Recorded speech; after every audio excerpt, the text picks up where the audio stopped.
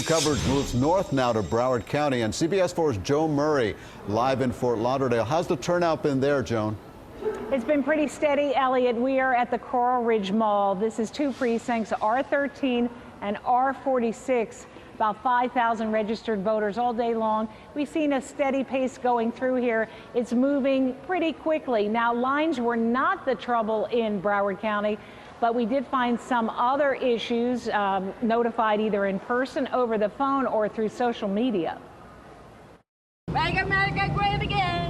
It's a familiar refrain heard around South Florida as Donald Trump supporters turned out on this primary day, not afraid to voice their choice. We hope that he fires all of Congress and gets this country back together. Some lined up early in Broward to be there when the polls opened at 7 a.m. The clear choice is Marco Rubio. I voted for Hillary Clinton. Make sure Hillary Clinton wins. I got here a little after 6:30 just to avoid what I thought would be a line, but there was no line yet. A few voters like William Tracy found their polling location had moved. I'll get it done because I have to vote because we're all frustrated with this election. We want to get things right.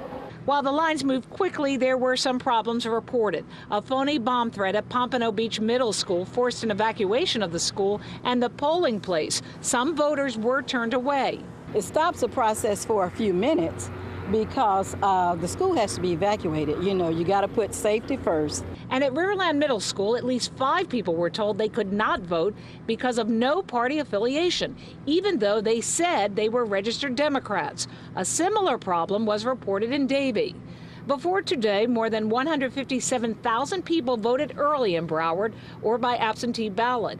It's a hotly contested campaign that appears to have voters energized. I think people are really just fed up with how the way politics is going right now. I just believe that we need a big change. We need a non-politician. Go vote and be a part of this historic process. It is an honor and a privilege to vote. People should exercise that.